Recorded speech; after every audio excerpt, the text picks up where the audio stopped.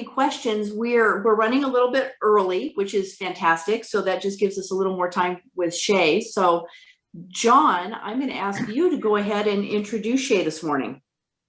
All right, thank you.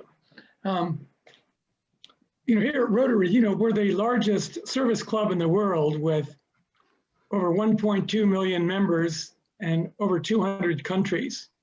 And one of the things we like to do is to showcase ordinary people doing extraordinary things. They help us to see what's possible and they inspire us to do more.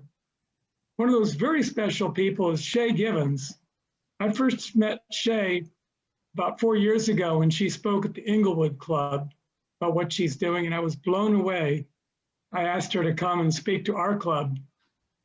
For those of you who don't know Shay, Shay grew up in Los Angeles, went to Kenya on a church trip, saw what was happening to young girls who were subjected to early childhood marriage, child sex trafficking, and other horrors we can't imagine. She went over to Kenya and she started 3 rescue centers and a high school, starting from nothing. It's an incredible story, and I've asked her to share it with us. Now, because of Zoom, we can't ask questions in person, but I would encourage you to ask questions on the chat, and we'll get to them. And Shay's agreed to stay afterward. We'll close the meeting at 7:30, but if you want to stay and ask questions, Shay will be happy to talk to you. So Shay, take it away.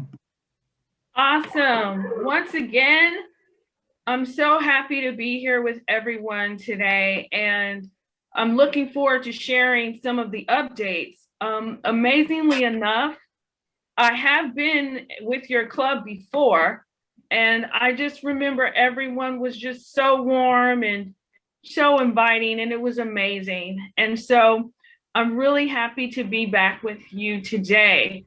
Interestingly enough, I just returned from Kenya, maybe about a couple weeks ago. And it was so interesting just to see how things have changed, how just the situation is, and how COVID-19 has affected their communities. And so before we end today, I'm going to share a little bit about that with you as well. But just to give you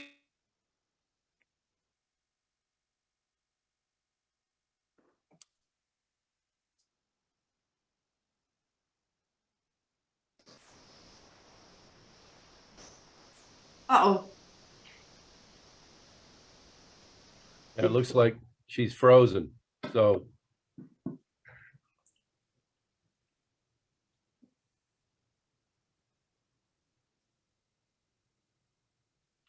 She'll be back. John, can you text her? That's Zoom technology at its finest. Yeah, for sure. Yeah.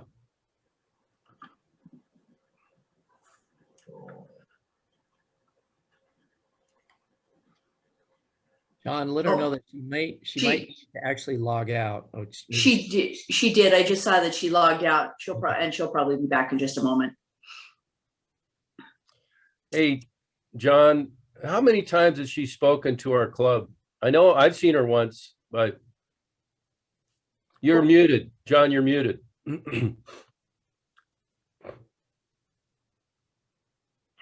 Yeah, Shay spoke to our club twice.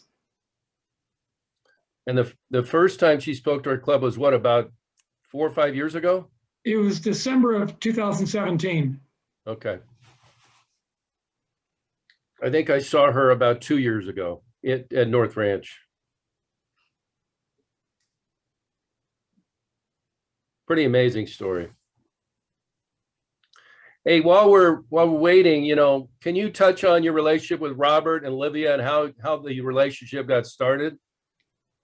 Well, I got started with when I was president-elect of our club. I met the incoming president of the Crenshaw Watts Club, and Robert was a member there. And then I got to know Robert quite well, and Olivia, and we did a book drive for the charter school in Watts in 2013. They were a big part of that, and so we've been had a very close bond since then. So you wouldn't have met Shay without the book drive, correct?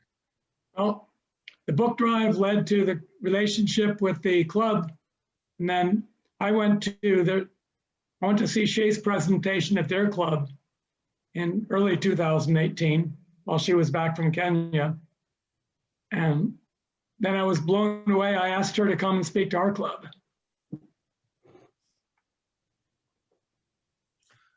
Hey, Robert. Yeah, I was going to add to that, how close the relationship is. My other club had a project in Jamaica, and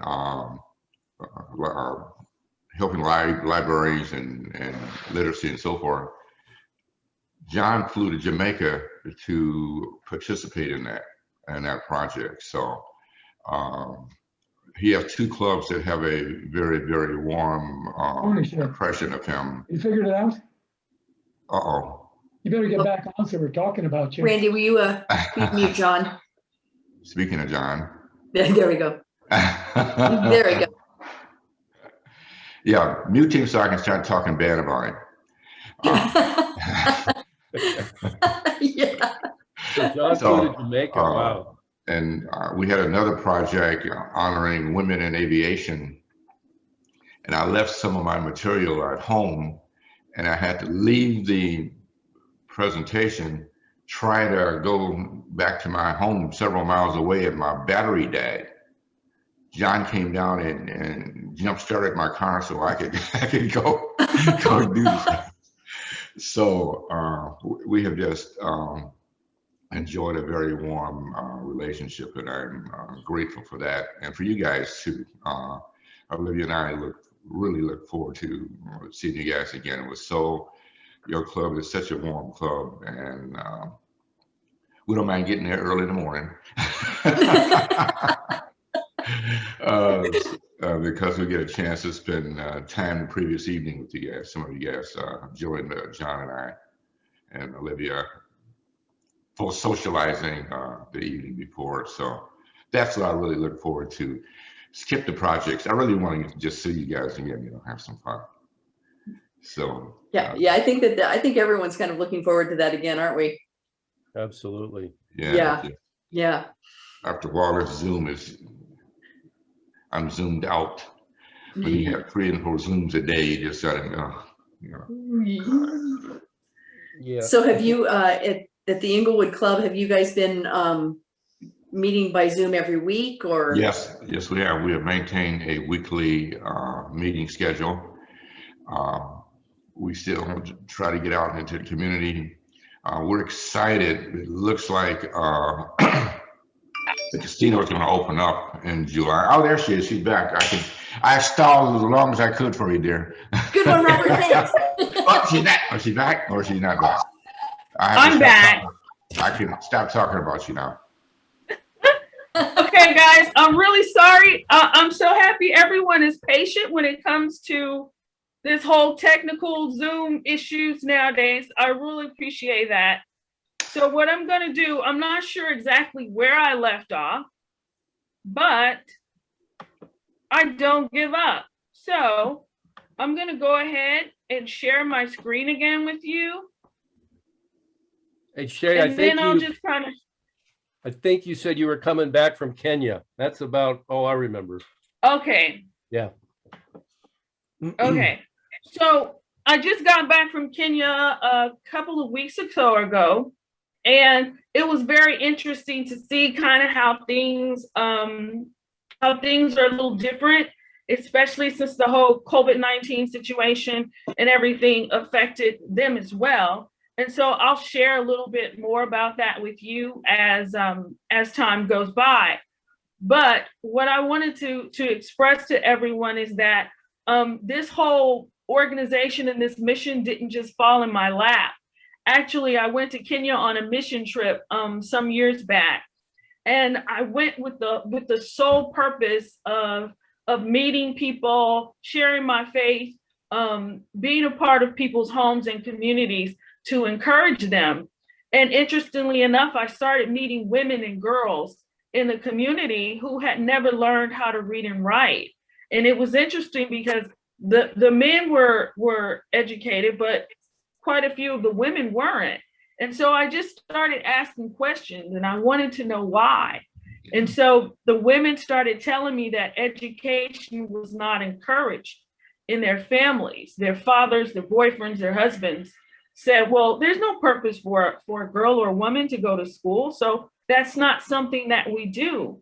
And so it kind of bothered me because I've always believed that everyone should have access to education if they want it. And so I opened the first adult school in this very small village, which is about an hour and a half east of Nairobi, in a little town called Machakos. And I worked with this one particular tribe. There are 43 tribes. And so I was working with this one particular tribe to bring education to their communities. And so we had this great program with this wonderful adult school that turned from 12 women to about 300 people, who some of them walked 4 or 5 miles just to get there, because there was nothing in the surrounding community like it. So it was absolutely awesome. I was living here in Los Angeles at the time, and I was helping coordinate the program there. And so as time went by, the people were saying, oh, can you help educate our babies? We want our children to start young. Can you open a preschool? And so after that, we opened the I Can Fly preschool. And so they didn't stop. They wanted more education for their children. And so the people asked, okay, so we have this adult school, we have the preschool. Can you open a high school? And I was kind of taken back by that, because I knew that a high school would be a big responsibility. And I said, well, why? You know, why do we need that? What we have going on here with the adult school and the preschool, isn't it enough? And the people said no. And I said, well, why not? And they said, well, here in Kenya, education is not free. And our children most times can't go to school because we have to pay tuition and school fees. And I said, really? And so I started talking about the American education system, how, you know, our kids wake up in the morning, they can get on a bus or they can go to a walk to school, and they just sign their names on a roster and they show up and the education is free. Well, they said, well, there you have to be able to afford an education. And because we make less than $1 a day, we can't. And so our children have to work on the side of the road. They have to farm. They have to be child laborers in order to survive. And I found that very unjust and inhumane. I did that. The children had to work as young as 6 and 7 years old instead of go to school. And so what I did, I decided that the best option was to start a high school for those who wanted to go to school after the 8th grade. And so we started the I Can Fly High School, which became a pillar of hope for so many people in this community, because their children could go to school for free, because I Can Fly International offered free education with meals, with clean water to children who could not afford it. And so we began to grow from there. And I was actually, this was around the early 2000s. I mean, not the early 2000s, this was around 2010. And so I was literally living in Los Angeles, and I would go in the summer times to Kenya, and I would go help out at the school. And I was raising funds to make sure as many kids could go to school as possible for free. And then around 2012, 2011, I should say, everything changed, literally. And so I'm sitting on my mom's sofa here in Los Angeles, and I'm reading the Kenyan newspaper, because I always like to keep up what was happening there while I'm here and talk to the staff about different things. And I read a story about a 10-year-old girl who gets married off to a 55-year-old man. And so I'm taken aback by this story, because this doesn't happen here. It doesn't happen in the area where I was working, where the school is located. So I didn't quite understand what was going on. And so as I read further, I understood that this particular tribe, because remember, there are 43 tribes, this particular tribe practices early marriage, child marriage, forced marriage. And this little girl is engaged to a 55-year-old man, and he pays a dowry price, which is very common in certain cultures around the world, where before the marriage takes place, the man will offer the family either money or some type of goods or gift in order to pay for, or a gift to be thankful for a bride. It's quite interesting how that works. And so this man pays $40 cash, one cow he gives to the family for the bride. So I'm reading this and I'm horrified because I'm thinking about how she must feel going through this process. And so I then find out this little girl, who's 10, has to go through female genital mutilation, which is a process where there's a part of her private parts are severed off. And once her private parts are severed off, in this particular culture, which is also practiced in many countries around the world, the people believe once she's gone through female genital mutilation, she becomes a woman. She becomes acceptable. It's kind of like a rites of passage. And so I'm literally freaking out thinking about this 10-year-old having not only to get married, but having to go through this process where in many communities, it's not a surgical procedure as if you go to Kaiser Hospital, but literally you're at home and people have this ceremony where they hold you down and they take any sharp object, whether it's an old rusty razor blade or a sharp rock, and they give you this procedure. And so I thought it was quite inhumane. It was quite sad. But I got hope, right? Because in this story, there's this rescuer. And there's this lady who decides she's a nurse by trade. And her heart just goes out for this little girl. She literally kidnaps this little girl back from the 55-year-old man before the marriage, the actual marriage ceremony. And so I'm thinking, yes, yay, she was rescued. She was kidnapped back. But the story didn't end. Because what happened when the man went back to the house to demand the cow back and the cash back, the family said, no, we need the cow for milk. We need the money for bread.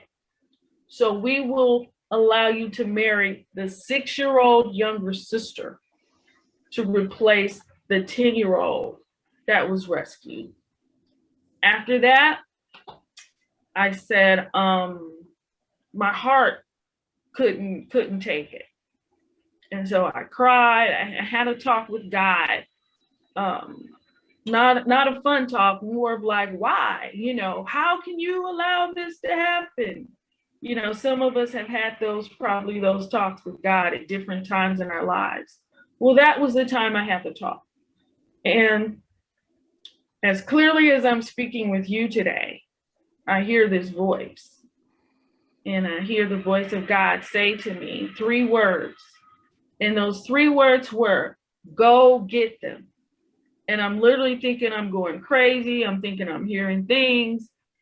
And then those 3 words were absorbed in my heart, in my body, in my soul. That go get them meant I had to do something. Even if I didn't know quite what to do, I needed to figure that out because I couldn't sit in the comfort of my home and know that these atrocities were happening to young girls. And so when the story ended, the journalist left off with this one sentence, and he said, the 55-year-old man took the hand of the 6-year-old little girl and he ran off into the hills and they hid.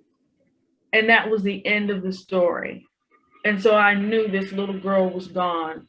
And so after a series of events, I'm working on a book. I can't tell you the whole story, but what ended up happening much later on, the 10-year-old and the 6-year-old were eventually rescued. I went back to Kenya within months, and I met those little girls, and I met the rescuer that rescued them. And she and I decided that we were going to make a mark in that community, and we were going to help as many girls as we could. And we started what you called something like if you've ever heard of Harriet Tubman and how she created the Underground Railroad, we created kind of a system like that, where we were grabbing girls. Well, she was grabbing girls in different communities, and she would hide them in one place, and then she would sneak them to another place in order to get them away from these husbands. And she would always ask me, well, Shay, well, what are you gonna do? We know you can help finance some of these things. And I said, I'm not sure. And then later on, by a miraculous type of activity, an idea came to me to build houses for little girls who wanted to run. And so I started building houses called the Butterfly House. And the first Butterfly House was built on the campus of I Can Fly High School.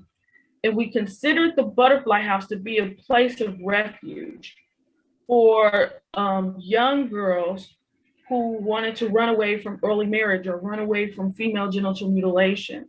And we knew that this could be a place where they could come, they could be safe, they wouldn't have to worry about being mutilated, married off, or whatever, and they could hide there on the I Can Fly High School campus. And we would educate them, we would feed them, and we would house them. And so the first Butterfly House was completed in 2012.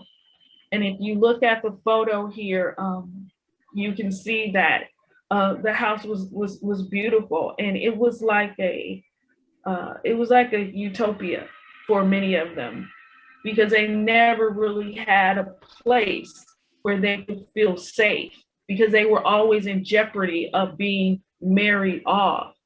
And so after 2012, our program literally took off, and we would get calls about different girls all over the country, literally, who wanted to run and didn't know how. And so we started partnering with different rescuers and different organizations and different people who wanted to do something. And so my whole point of it was to have this safe place where they could come. And so we had to hire security guards. We have 4 security guards where we are that make sure that these girls are taken care of. And so we ended up opening our scope of work. And we said, you know what? We want to help the child brides. We want to help the mutilation survivors. And we opened it up because we knew that there was also a problem with child labor. And so girls who were literally being labored in different homes and in the fields, we wanted them to have a place to come. And so if you look at this photo right here, these are some of our staff who are getting the beds set up for the girls. This is the inside of the second Butterfly House. And they get a mattress, and they get a blanket, and they get sheets when they come. And so that gives you an idea of what that looks like. In this photo right here, it's a picture of 3 of the girls that we rescued from an area where the Maasai people live. If you've ever heard of the Maasai tribe, they have a beautiful culture, but one part of it can seem a little dark because they still believe in early marriage. And so one of the groups that we do keep at the forefront of our minds are the Maasai girls, because they hold so tightly to their culture. They don't want to let go of the mutilation. They don't want to let go of the child bride issue. And some of them are willing to die for it. And so because of those reasons, we specifically target children from those communities. And so this picture right here is just a picture of some of the girls from those particular communities that we rescued. And so one of the things that we like to focus on is like the rescues are very important, but our main purpose after the rescue is to make sure every child gets a good quality education, because what we're trying to do is to stop the cycle. And so some of the older people are have this mindset, oh, you can't stop what we believe in. This is what we do. This is a part of our culture. And so what we believe is if we start with the younger people, we start with the newer generations, and we educate them and help them to understand that academics is important, but also going back to your communities, making a difference, being a change agent, that will also begin to stop these particular atrocities from happening. And so we literally give every child, every girl in our school a free education with enrichment, with field trips, with counseling. And so you'll just see this photo of some of the girls who are going through an activity one day, and then there's the same group of girls that are having their studies. And so one of the great things that we do is we also offer extracurricular activities. We have a program on our campus that teaches girls how to be scouts. It teaches them, mentors them on being determined, being academic driven, and having goals. And so this particular photo right here will just show you a little bit about some of their extracurricular activities where they learn how to be soldiers, and they learn how to be soldiers for change, agents of change. And so over the years, we've been able to open up their eyes to see just how many opportunities are out there. Agriculture, how to grow your own food, how not to, when there's a famine in the land or things like that, that you don't have to be hungry, how you can feed yourself and you can feed your families. And so I won't explain each picture one by one, but I do want you to have a chance to see exactly what our program offers and what our campus offers. Right now, not only do we have the I Can Fly High School, but we also have the I Can Fly Preschool. We have 2 of them. And we have the I Can Fly Rescue Center. And I'll talk to you a little bit about that in a moment. But I did want to share one of these, a great story. If you look at this photo right here, it says the regional science competition winners. When the I Can Fly High School first started, we were at the lowest of low on the totem pole when it came to our academic standing in our region. And literally out of 80 schools, we were number 63 several years ago. But over the years, as we've hired educated teachers from some of the best universities around the country, and we've hired counselors and different enrichment specialists, our kids have excelled academically. And now our school is the number 3 school in the region, when we used to be number 63 out of 80 schools. And when our girls show up for science competitions and math competitions, you literally see them compete in a way where people didn't think, oh, these kids come from this type of background. Oh, these are the girls that get raped and mutilated. And they see how these girls shine, not only academically, but their whole spirit shines. You can see them being winners because now they believe in themselves. And so in 2019, we were the chemistry, we won number 1 in the chemistry category at a science competition.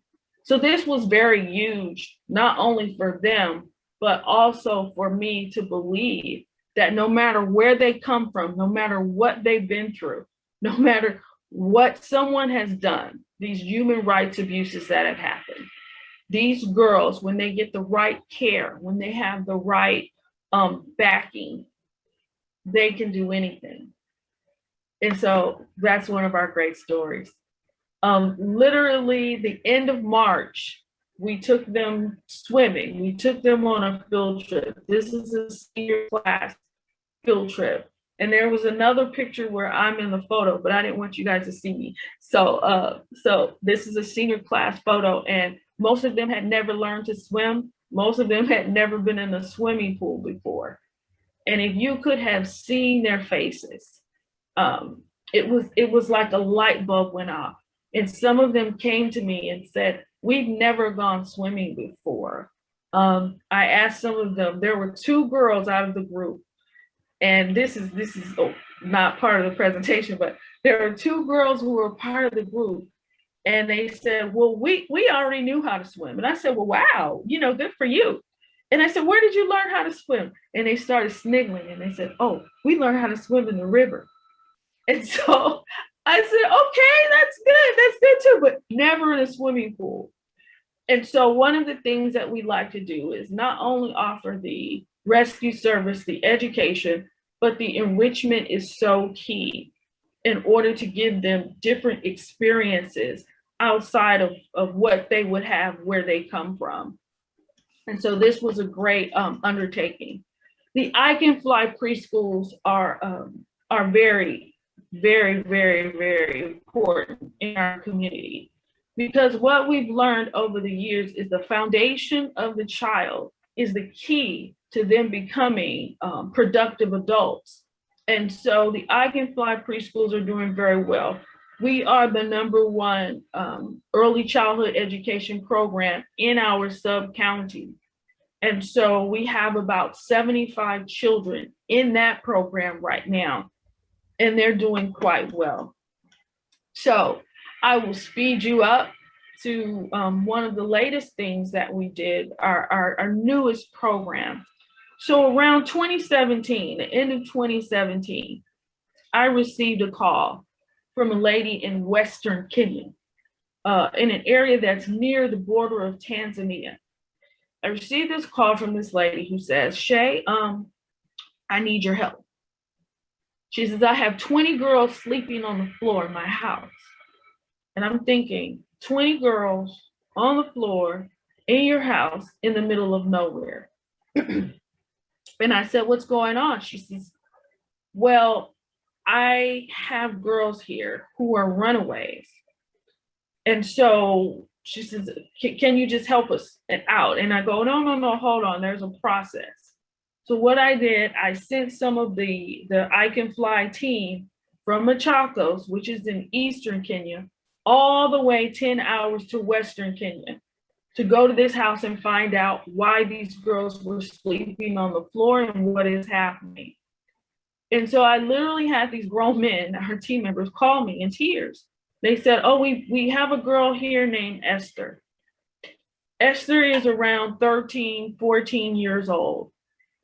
She is HIV positive, and she was married off / sold to someone who ended up selling her, and I guess you can call it pimping, trafficking her to different men in the community." And I said, "Whoa, okay, that's a lot." And then they said, "There's another girl here named Anyango." Anyango at the time was 11 and a half. They find her in the house on the floor with a 3 to 6 month old child. And she had a husband who was abusive. She was married off at the age of 10. She was pregnant by the time she was 10 and a half, 11. And she ran away because of the abuse. And she decided she preferred to sleep on the floor with her newborn than go back to that abusive relationship at the age of 11. And so the stories went on and on. That's just 2, but all of the other girls had similar stories, and some were worse and graphic that I can't share on this call. And so I realized, I said, no, they were younger than the girls at the high school that I was used to working with. I said, there's something that we got to do here. because we were noticing a pattern where children who lived in the city, children who lived near the city could get help faster. The social workers were there, the police could be there quickly to help them. Well, with I Can Fly International, we like to focus on children who live in remote communities. And this is why. Children who live in remote communities are the ones who feel forgotten. Most of them don't have phones. Most of them don't have access to the police stations. And so they suffer in silence. And so what we do, we like to go to areas where most people don't want to go. Areas that are uncomfortable, that are difficult to reach, because there's either a bumpy road, a difficult road, or there's no road. Well, guess what? These are the places I like to go, because this gives children the most hope, because most of them feel as if society and the world has forgotten about them, or society and the world does not care about them. And so these are the places that we show up. And so through this particular encounter with the 20 girls who were sleeping on the floor, after we heard their stories, we knew that we had to adopt these particular girls into our program. And so what we did, we formed an organization, a community-based organization called the I Can Fly Rescue Center.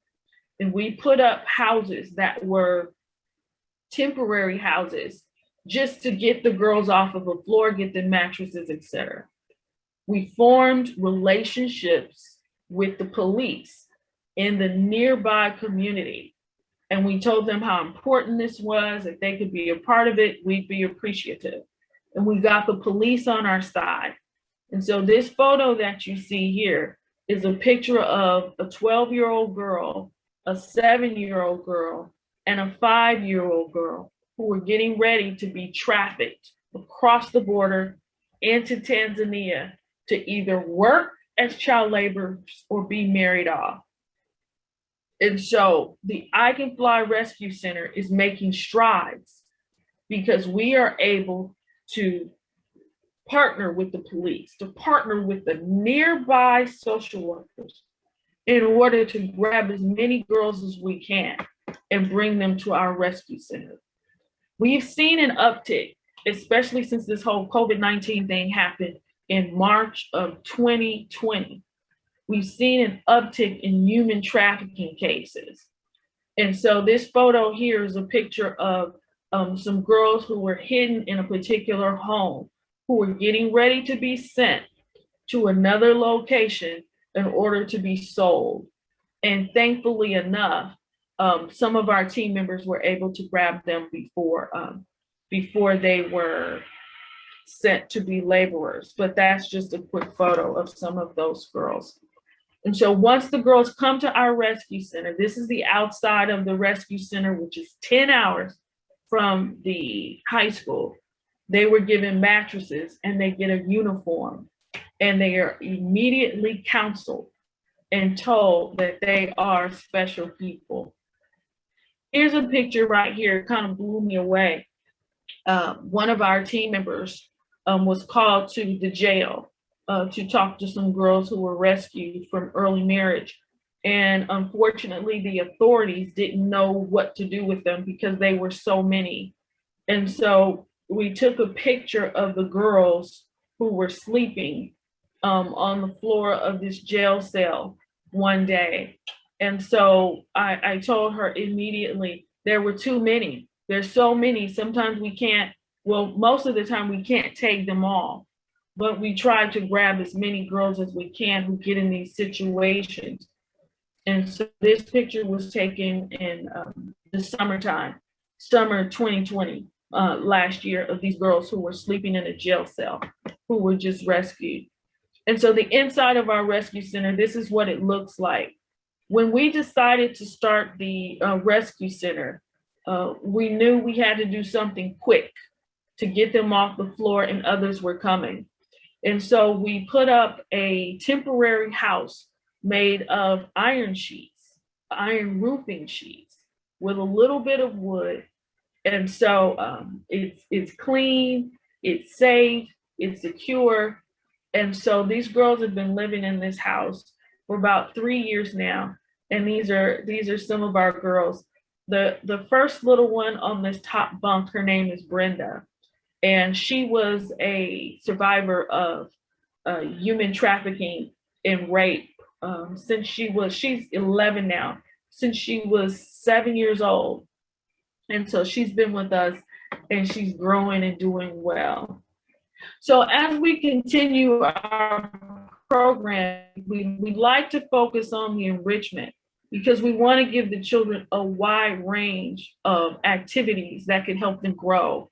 And so we took the girls, there was a nearby event that the United Nations actually put on. Some of you have heard of UN Women, which is stationed in New York and Geneva. And so the girls were able to go to these events and talk about who they were and their stories. And so we were able to be a part of that. Last year, 2020, because it was so, the climate of our world was just all over the place. We wanted to do something to help the community and be a blessing. And so we had our first children's medical camp. And so we put up flyers all over the community. This is something we've never done before, but we wanted to let the people know that we were there. And so we put up our first children's medical camp. Actually, there were doctors who came from a nearby city and they set up shop at our rescue center and they bought medicine. And around 200, we didn't expect it, around 250, between 200 and 250 children showed up. And many of them had illnesses that they didn't even know existed. Some of them received medicine and some of them were diagnosed with diseases that we were able to help monitor. And so last year was very pivotal in our program because we were able to do outreach in a way that we've never been before. There were mothers who came with their newborns who needed help. And so we were able to offer them some assistance. If you look in the picture here, this is the background of the rescue center. And as you can see, it's very kind of rural, remote, and there's a lot of corn. We grow corn in this particular community. It's like our staple food. And so if you look at the little building behind the children, those are the toilets. And then you see the blue gate, that's the gate to enter the rescue center. And all of the children that are in the red, those are the colors of the uniforms at the rescue center. They wear a red shirt and a blue skirt. And the uniforms are so helpful because it gives us the ability to identify our children no matter how far they are. When you see that red, we know, oh, there's one of our girls or our boys at the rescue center. Right now we have about 70, 75 children at the rescue center who live in 2 different temporary butterfly houses. Okay, and this is just some of the kids from the community who came over to be a part of the medical camp that was in 2020. And so really quick here, I wanted to give you an idea of the houses. So next to the rescue center, this is our neighbor's house. And so our neighbor has, well, that's a whole nother story, but our neighbors have chickens, they have goats, dogs, cats, and pigs. And so this is our neighbor's house here. And one of the things that we did last year, we had a food distribution day where women in the community could come and get beans, rice, corn that we were able to purchase for them, because when the COVID-19 lockdown happened in the villages, it was so sad because the women were crying because they couldn't go to work. I mean, like everyone else. So they couldn't go to work, they couldn't feed their kids. What was the first thing they thought of? Oh, we might have to marry off our daughter. We said, no, we will help you all through this difficult time. And so we were able to feed families in our communities. This picture right here is a part of a program that we do called Power Impacts program, mentorship and outreach, where in the Maasai communities and other different tribal communities, we send out some of our speakers. We have teen speakers, youth speakers, adult women speakers. We go out into these communities and we talk to girls about self-esteem. We talk to them about early marriage. We talk to them about rape and what to do. And at the end of our talks, all the girls get sanitary pads. And so these girls get these pads and they feel like they won the lottery because many people can't afford it. And so girls have to go through very harsh conditions and activities to get access to pads, or sometimes they don't have them. All right, so as I'm wrapping up, just want to give you guys a few praise reports. This is what I'm call them praise reports. It means good news.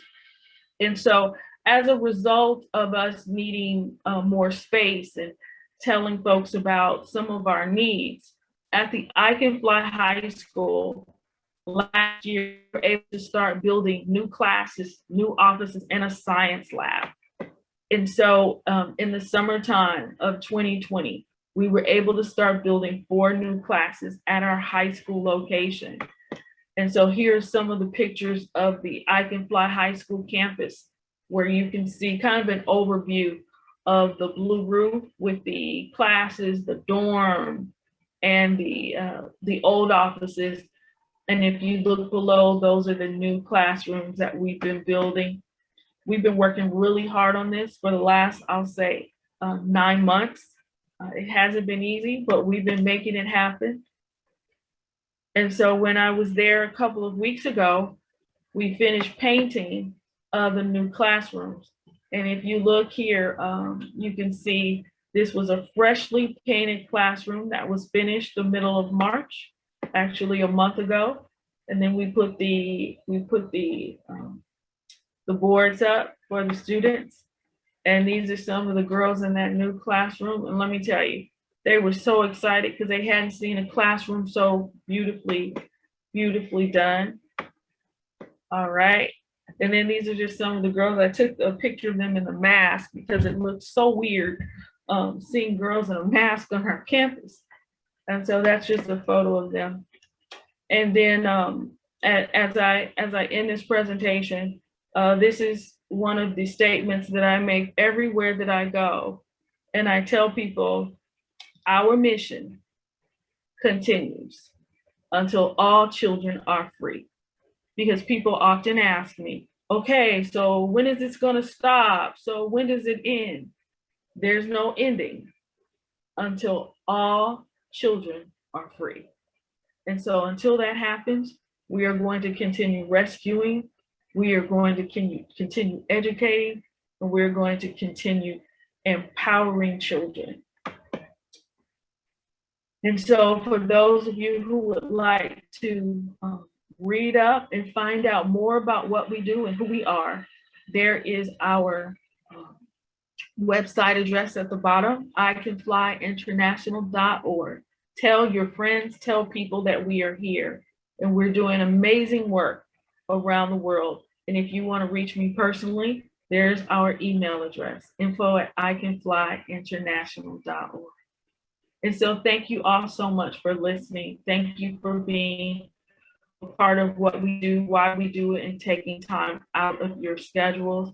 I would like to thank the Westlake Club and John Morse, who was one of our staunch believers and supporters of our cause. And I'm here definitely to answer any questions that you might have, because it's a lot. And so I definitely like to stay on for that.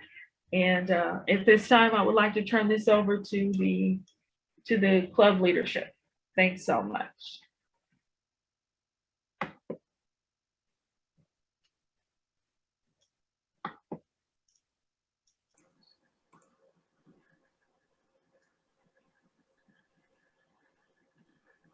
Well, say if we could give you a standing ovation, we would. Oh, there we go. Am I back? You are. Yeah. Okay, sorry about that. Thank you so much, Shay, for your presentation. Not only is that inspiring what you're doing, but wow, you know, I wish that we could all do the type of work you do.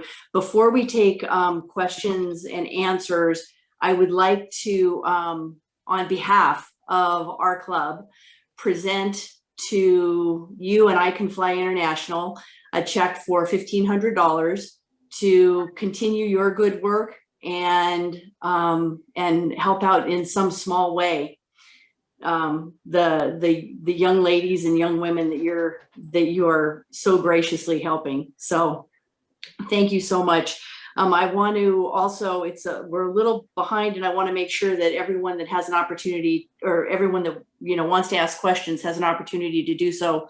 So we are going to leave the chat and the Zoom open, and yeah. So I think any questions for Shay?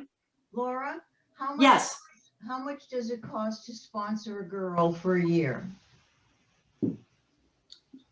John, do you know? Yeah, Shay knows. It does.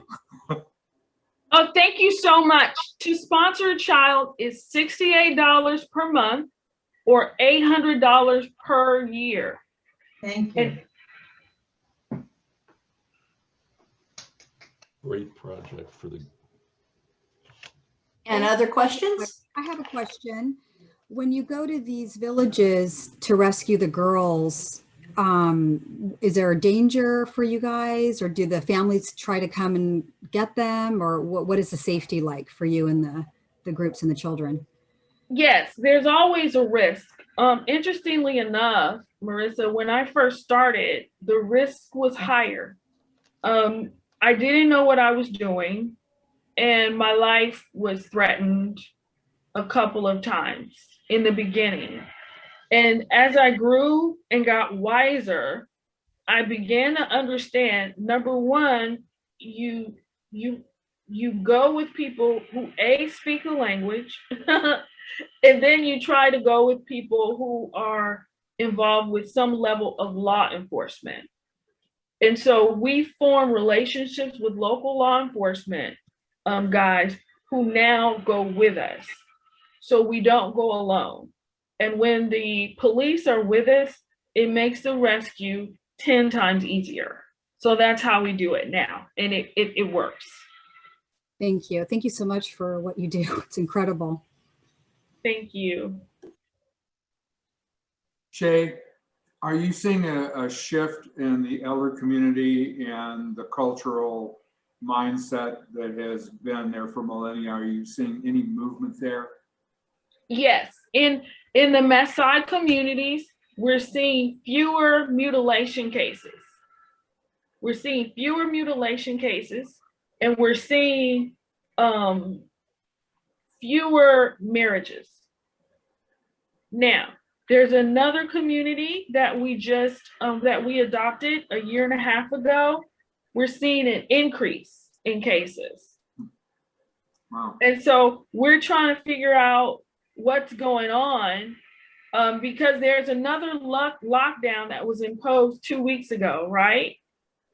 So already, because the kids are at home and they're not in school, there are more mutilation cases that are happening while we're speaking because people are taking advantage of the situation.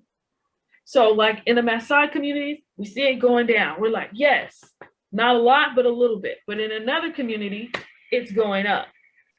And so, yeah, I hope I answered your question. Yes. You did.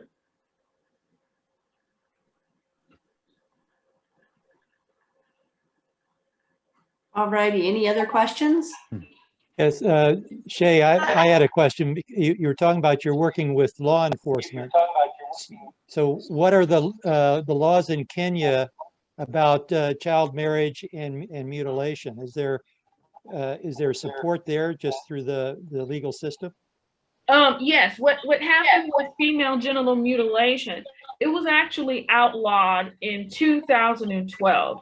The United Nations put a put it, what do you call it? Put it on the ballot, I guess you can say, that it should be outlawed, and Kenya adopted that. But what ended up happening, it ended up being more difficult to help the girls because the mutilation ceremonies went underground. And so it was much more harder to find the girls and grab them that way. But it is against the law. So we're hoping with time, as more people get arrested, they will begin to decrease. Shay, after they graduate, do they basically just have to leave the area and go someplace else? I assume they go to college and eventually get good marriages too? Actually, they do. What happens, every girl, once she gets into, once the girl is in the 11th grade, we come up with what you call a life plan for each girl in our program. And so we ask each girl, what do you want to be when you grow up? What do you want to achieve when you finish high school? Every girl wants to go to a college or university. And so we have to tutor them to do well on their SAT equivalent test in order to get into a good university. Now, we have maybe 40 to 50% of the girls in every senior class make it to colleges and universities. We have several in the universities right now. For the ones that don't, we send them to a trade school so they can learn a trade. And so that's the pattern that we've been having the last few years of college, university, or trade school. We have one of our first students in our program who graduated from medical school last year in 2020. And she's like one of our spokespersons that goes around to different communities and tells girls that it's possible for them to make it. Wonderful. Once again, Shay, thank you so much. I'm going to go ahead and end the meeting. We're running obviously a little over, which is just fine. I'm going to go ahead and end the meeting, however, and then Shay, if you would like to stay on, we're going to leave the Zoom open as long as people have questions for you. So let's see here. Mike, will you put up the slide of upcoming events for the remainder of the month and then into May? Do you see it now? Nope. Hang on.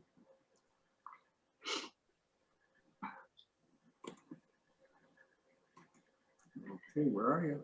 Coming. Da, da, da, da, da, da. I know it's there. Oh, there it is. There you go. Thanks.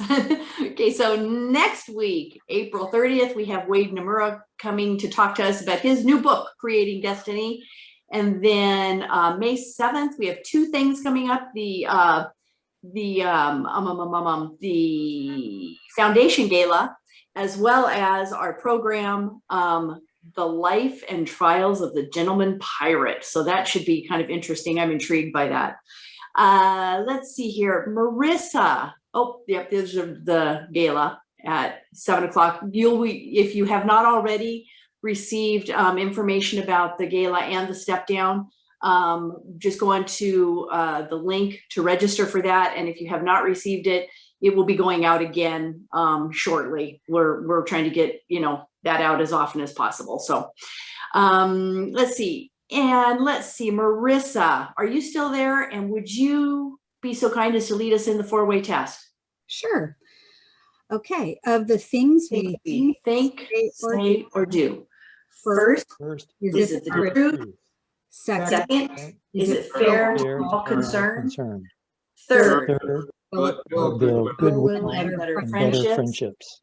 Fourth, will be beneficial to all concerned. Thank you again, everybody. We'll see you next week. And in the meantime, we will leave the Zoom open so that Shay can answer more of your questions. Thanks, everyone.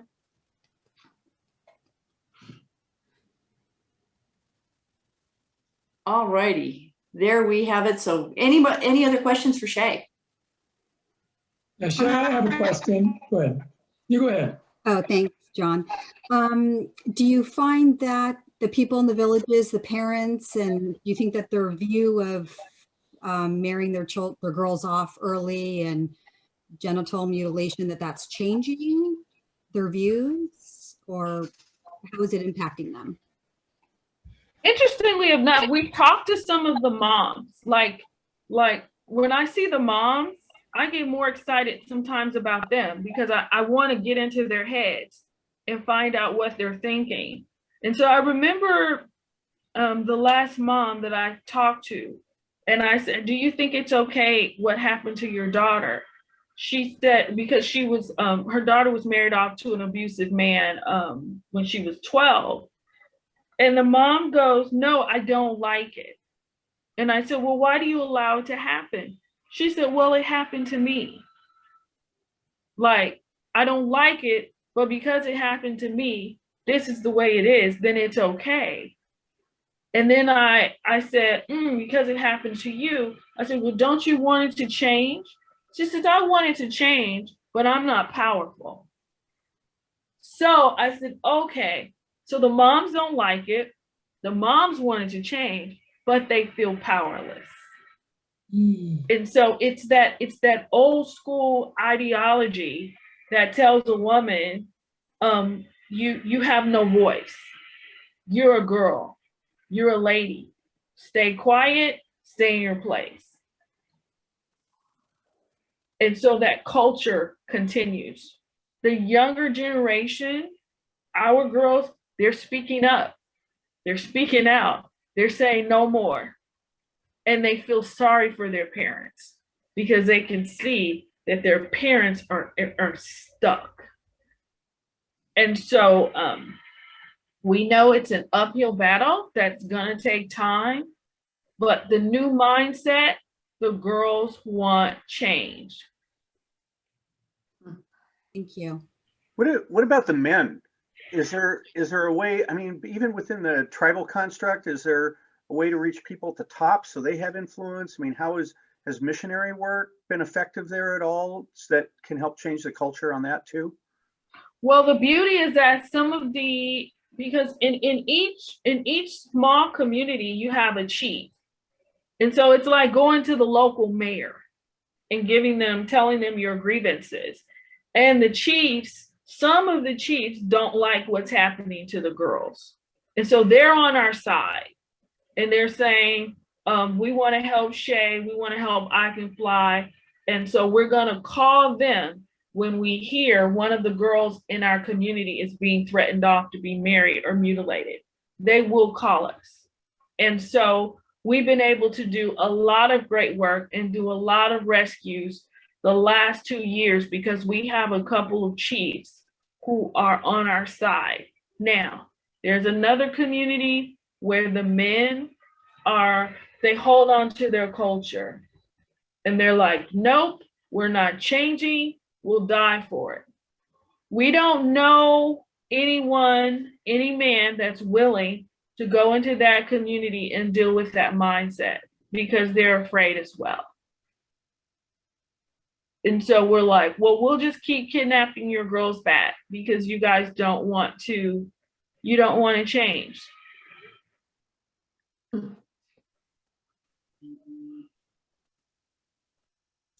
I hope I answered your question. Oh, you did. And Shay, I wanted to introduce you to my friend Muji, who's on the screen there with you. She, I thought it'd be great for you guys to meet because she runs an orphanage as well. And I know there's always good chemistry when people doing the same thing can oh, wow. Hi, Muji. Hi, Shay. It's so nice to meet you. Thank you for your work. I'm so inspired. Oh, wow. Where do you work? So I was born in Nigeria, but I live in California now. A few years ago, I founded the Kaja Foundation, and it was to support my aunt's orphanage. My aunt is a reverend sister in Nigeria, And she has an orphanage of about 55 children who range in age from newborn to 18, at the point where when they become adults, we pay for them just similar to what you're doing to either go to college or to start a trade program. We also work with a school, and we started working with an orphanage recently. But I had a question for you. Yes.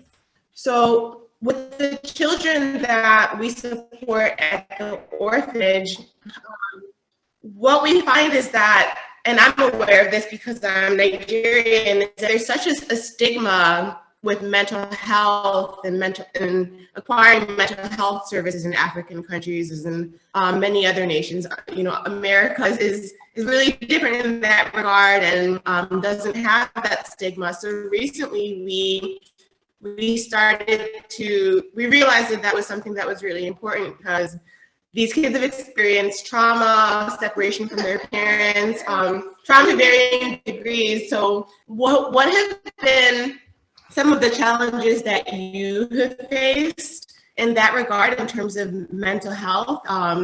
Because some of the biggest challenge that we were finding was actually getting mental health providers in that area. And the orphanage is located in a remote area as well. So they're already scarce in the big cities. So in those villages, it's really difficult to find people that had mental health training. Did you have those sort of challenges?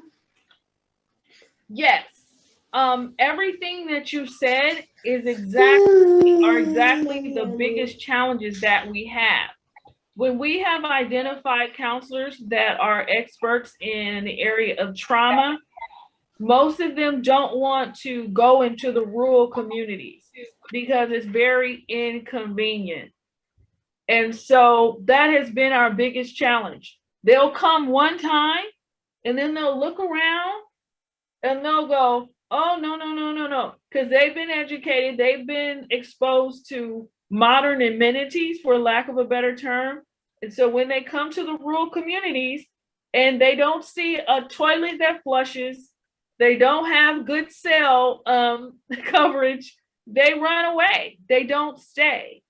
And so what we've been able to do is we go after a lot of professionals who are newly out of college, university, kind of an internship type situation. And we hire them pretty much as like interns. We also hire young social workers who have a background also in counseling. And then we bring them to our place and we offer them a free accommodation so they can live there. And so it makes it a bit easier than bringing the seasoned counselor who's coming from a big city to our community, and they don't want to be in the bushes of Africa. So we have found that the internship type situation, the younger college graduate with a degree in psychology and social work has helped us a lot. So that's how we've been surviving in the area of mental health. That makes so much sense. And may I ask how the children have been doing? Like, how have they been responding? Because they've been through so much, obviously. When the child first comes into the program, it's difficult to watch them. They're so traumatized, like some of them can't even talk. And so there's a process we have set up. So when the police first drop off a girl, and depending on if she's been mutilated, if she's been raped, the rape cases are the worst ones. Because literally the child gets a rape kit, right, that we offer them, and they cannot take a bath. Some of them can't sit down because they're in pain. And one of the girls, the seasoned girls, who's a 15-year-old or a 16-year-old, walks the little girl around, tells her that she's okay, offers her something to drink, and the girls like to surround them and just encourage them while they're going through the process. Then we offer them the rape kit, and they have to go through that part of it. And then the counselor comes in. And so we often like them to see a child that looks like them because they feel a level of safety when they see their peers.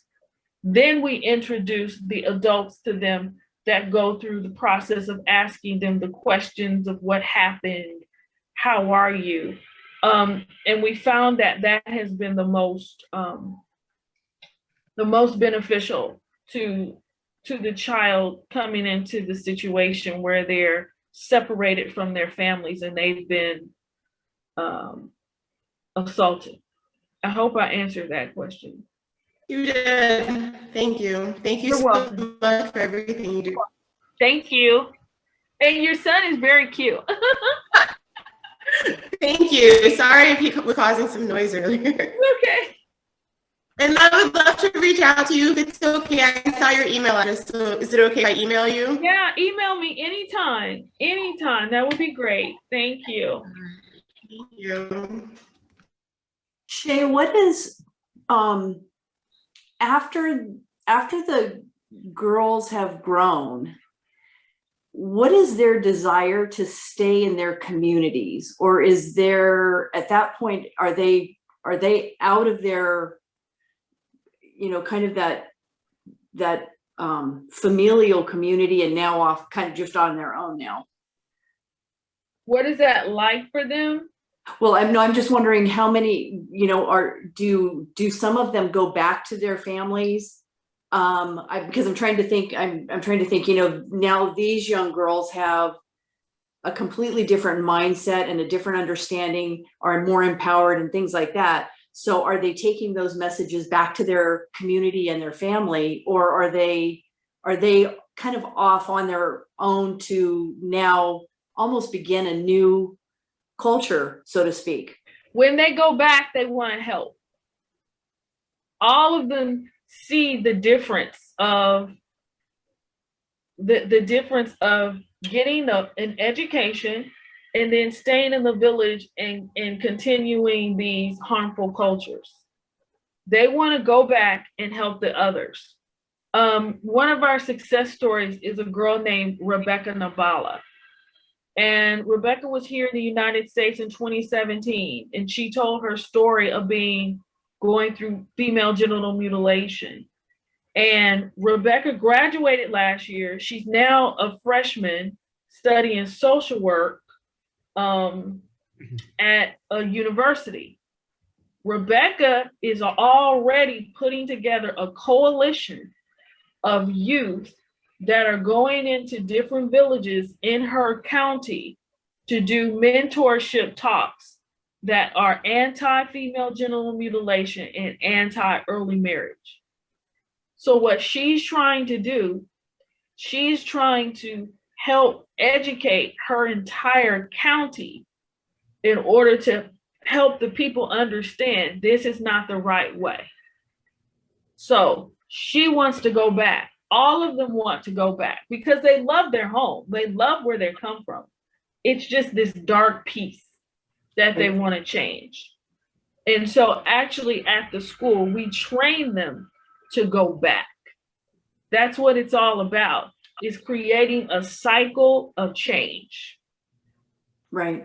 And so you can ask any girl at our school, they'll stand up and tell you, oh, I want to be a pilot, or I want to be a social worker, or I want to be a teacher, I want to be a doctor, and go back to my community and pull other girls out of these situations. That's fantastic. Yeah. Yeah. Thank you. Yeah, as horrific as it is, you want to see the hope on the other side. Exactly. So, yeah. That's what it's about. Yeah, absolutely. Wonderful. Well, does anyone else have anything else for Shay? Or Shay, would you like to share anything else? I think I've shared the nuggets of why what we do is so important. And so everyone can reach me through email, go to our website. I would love to hear from you guys again. You guys have always been amazing. I miss seeing you and seeing that beautiful green grass and the delicious food when I'm at your meeting. So you guys keep up the good work. Keep up the good work. And thank you for having me.